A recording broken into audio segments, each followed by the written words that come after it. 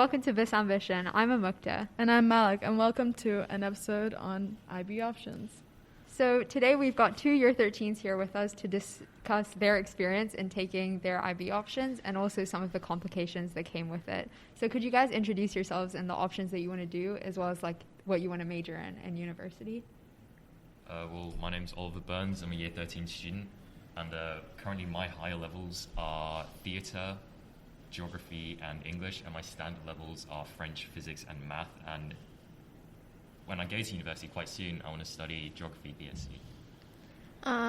Hi, my name is Adeena, and I take HL English, psychology, and economics, as well as SL French ab initio, maths, and chemistry. In uni, I would like to take PPE, so philosophy, politics, and economics. Okay, well, to get started, I want to ask you guys why you find the IB as opposed to A-levels a better fit for you.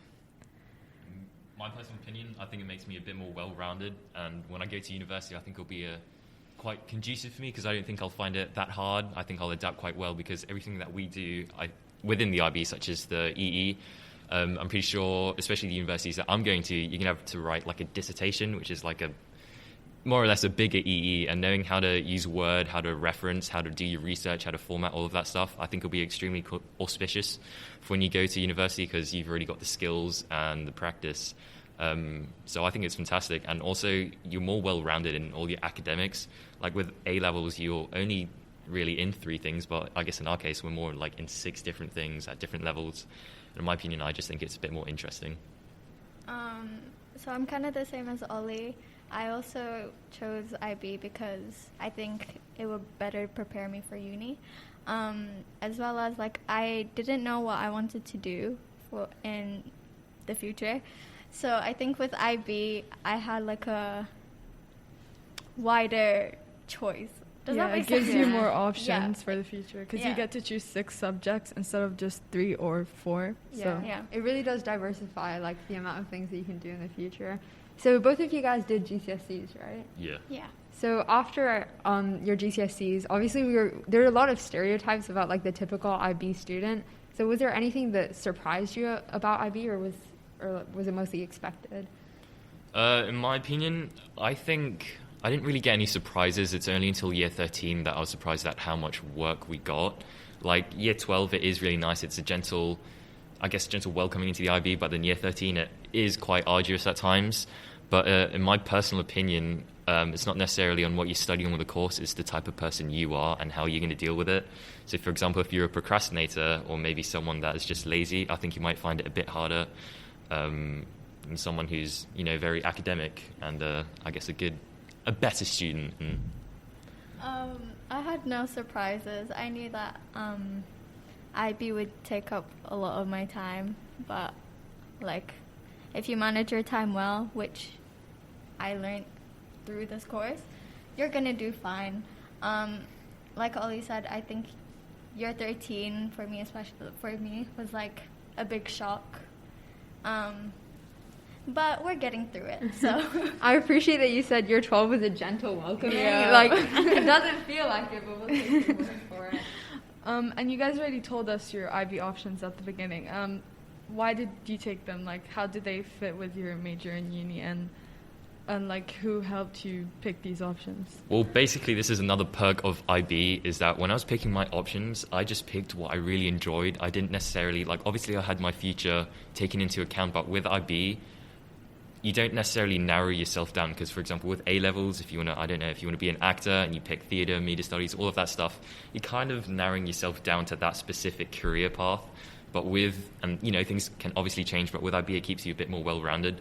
And what I took from that is that I just picked the subjects that I loved and really enjoyed, that I was passionate about, and that I knew I'd want to study because I didn't want to put myself in a position of like, oh, I hate this, I don't want to be doing it. It was quite the opposite for me. So in my personal opinion, I just went with my heart and what I enjoyed, and everything will fall into place. Yeah, me too. I think it kind of sounds basic. I just chose subjects that I really enjoyed. So for economics, I did economics in GCSE, and I really enjoyed that subject, so I chose it. Yeah. And so, how did you guys, like, what help did you receive in picking your IB options? Were there, like, teachers that you talked to, or was it websites online? We had a lot of like open days in a way, so we had a lot of talks about like what's going on in the IB. I had the potential to like go talk to my teachers about like, oh, miss, so what's the IB like in this like course? What do I do? Is it hard? Etc. Etc. But nonetheless, everything that I asked, it kind of excited me. So my advice is just maybe do a bit more research into it. Maybe ask for, I guess, people's experiences on it and how they felt about it.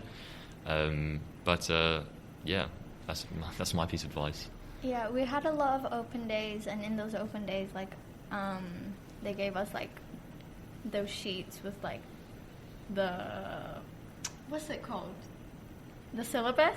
Sorry. And I just looked through that, and like, if I enjoyed it, I would choose that subject. And also, I talked to my teachers and a couple of friends in the year above. I think that's really helpful because talking to a classmate in the year above, you can really get some deeper insight into the actual experience of IB.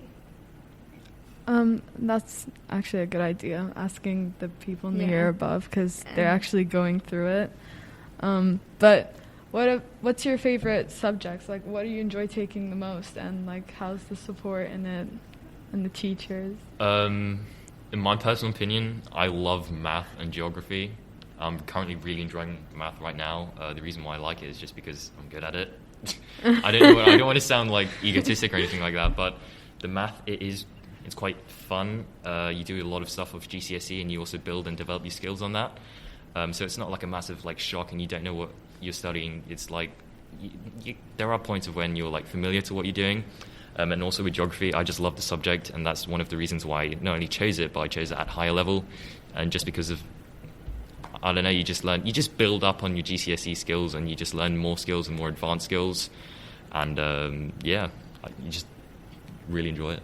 I'm really enjoying psychology right now, because like we're looking into specific mental health disorders, and I think that's very interesting because you could see like it all around us. Does that make sense? Yeah.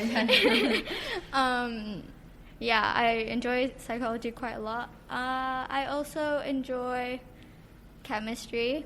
I find it difficult, but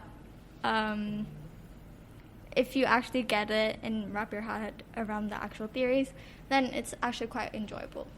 So yeah. Also, just to add on to something, another reason why I enjoy geography specifically is because I don't know about other humanities and other subjects, but you definitely look at more real-world events. So, like currently we're looking at tourism and stuff like that, and we're looking at how COVID impacted it. So you can really, as you're older, you can really open your eyes and just see how it's taking place in the real world, from the classroom to the outdoors. It's quite interesting. Yeah, and I think we can all agree that the IB syllabus is a lot more interesting than what we learned at GCSE. Like, it feels more advanced, but more than that, it's just like, you know, you're actually like learning all of the cool stuff. So I think that's why, again, IB seems like a better option to me than A-levels, because you can learn so much, and you can also learn a lot of interesting stuff. So in terms of like making changes to your options, did you guys make any last minute changes to them? Yeah. So at first in year 12, I took HL, chemistry, economics, and English. But then until recently, I changed it. So instead of HL chemistry, I took HL psychology. For me, I thought it fit better into my course, taking psychology, because it is a essay subject. And yeah. So did you make any last minute changes? No, I didn't make any changes with mine. The reason purely for that was just because I really enjoyed my subjects. So I did take my future career into account, but I mostly focused on like what I enjoy now. And I think that's a good little secret to have. So Adeena, do you have any advice? Obviously, was it hard for you to like change really last minute? Was it hard for me? No, not really, because of the COVID restrictions, I'm not really missing out on a lot of content in psychology, just the HL bits. So it wasn't really hard for me to catch up. I just put in quite a lot of time to catch up, and that's really it. Yeah. So do you have any advice for people to maybe like avoid making those last minute changes? So I know doing 4 HLs is one option and then dropping one. Do you guys have any more advice on like making it like a solid choice of subject? Just do what you enjoy. Yeah, just do what you enjoy. I mean, with the levels, you can change it quite easily. Yeah. But yeah. So just to end off, do you guys have any tips for year 11s that might be coming into IB, or just tips in general to do with IB? Do everything early. Yeah, do a lot of like preparation for it. So one thing that I should have done is that in year 11, you're coming towards the end of your GCSEs and, you know, coming to your last 2 years of school. What I should have done, or I kind of did, but I wish I did it better, is that just consider what you want to study at university. Okay. Like, I know I said, like, oh yeah, go with your heart, do what you want, but also take into account of what you want to do and start, like, and I'm not saying, like, oh yeah, this is what you're going to study for university, you should choose by now. I'm just saying have a little idea of what you want to do, because I don't think anyone wants to be in a position, especially like in our position now, we're like, oh, I don't know what I want to study. But if you start early, it will be so easier for you. Yeah. Yeah, start early with that, as well as your IAs, your EEs, your CAS, because year 13 is very hectic and it goes by really fast. So if you prep your IAs in your year 12 on your EE, then you should be fine. Should be. You will be fine. You will. And so just to link back to the thing with like considering what you're going to study at university, obviously we have Unifrog, which is really cool, but also Miss Grange is running a university clinic for parents and students every half term. So if you find that would be something that's helpful for you, then I think that's something that like we can all recommend, because Miss Grange does know a lot about the university experience. So talking to her could be really helpful. All right. Thank you so much for listening to this episode about IB options. Thank you so much for being here. Thank you for having us. Thank you. And thank you for all the listeners. See you next time. Have a good day. Bye.